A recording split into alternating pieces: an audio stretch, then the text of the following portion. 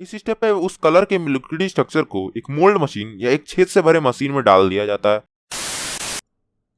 हमने हमारे बचपन में ये वाले वैक्स क्रेयॉन्स तो जरूर यूज किए होंगे, पर क्या आपने कभी ये सोचा कि ये वैक्स क्रेयॉन्स बनते कैसे हैं? अगर नहीं, देन इस वीडियो को लास्ट तक जरूर देखिएगा। So let's start.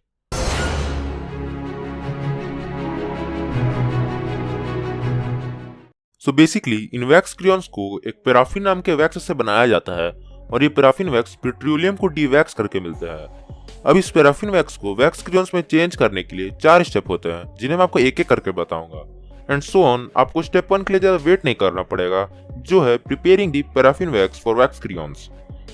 इस स्टेप में सबसे पहले वो लोग एक कलरलेस पैराफिन वैक्स को लेते हैं और उसे 62 डिग्री सेल्सियस में हीट करके उसे मेल्ट कर देते हैं। उसके बाद वो लोग उसमें एक अननोन व्हाइट पाउडर मिलाते हैं, जिससे कलर को अपनी स्ट्रेंथ मिलती है और कलर जल्दी टूटता नहीं है। शायद मेरे वाले क्रेयॉन में ये लोग इस व्हाइट पाउडर को डालते ही नहीं होंगे।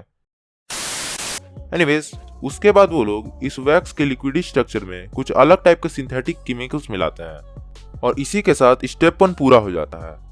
आफ्टर दैट इतने होने के बाद आता है स्टेप 2, जो है एडिंग दी कलर्स। इस स्टेप में वो लोग कलर को मिक्स करने से पहले उसमें फैटी एसिड को डालते हैं, सो दैट क्रेयॉन अपना कलर पेपर में अच्छे से छोड़ सके। एंड इतना होने के बाद वो लोग इसमें कलर्स को ऐड कर देते हैं और उसे 1 घंटे तक अच्छे से मिलाते हैं। बेसिकली इस फैक्ट्री में काफी सारे टाइप के कलर्स रहते हैं, इसलिए वो लोग काफी टाइप के क्रेयॉन बनाते हैं। And so on. स्टेप 2 भी खत्म हो जाता है और तब आता है स्टेप 3, जो है प्रिपेयरिंग द क्रेयॉन। अब ये सबसे मेन स्टेप होता है इस प्रोसेस का। इस स्टेप पे उस कलर के लिक्विड स्ट्रक्चर को एक मोल्ड मशीन या एक छेद से भरे मशीन में डाल दिया जाता है। वो सभी छेद क्रेयॉन के लेंथ और स्ट्रक्चर के हिसाब से बने रहते हैं और कुछ ही देर में वो सभी क्रेयॉन के वैक्स उस मोल्ड मशीन में जाके ठंडा होकर सॉलिड हो जाता है।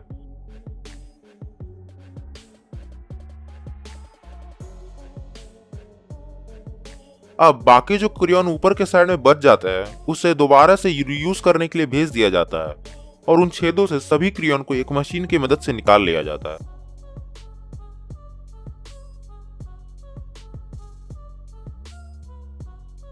और इसी के साथ हमारा स्टेप 3 भी कंप्लीट हो जाता है। एंड जस्ट आफ्टर स्टेप 3 आ जाता है स्टेप 4, जो है लेबलिंग एंड पैकिंग इट।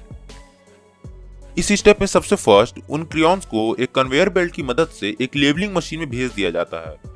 ये मशीन एक एक करके सभी क्रेयॉन्स में गम की मदद से कंपनी का लेबल चढ़ा के उसके आगे भेज देती है।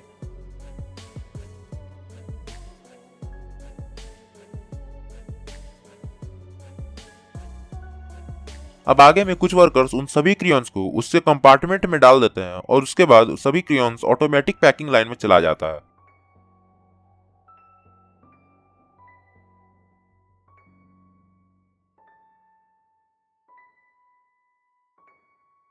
उसके बाद ये मशीन हर पैक में अलग अलग क्रेयॉन्स को एक एक करके हर एक पैक में डाल देती है।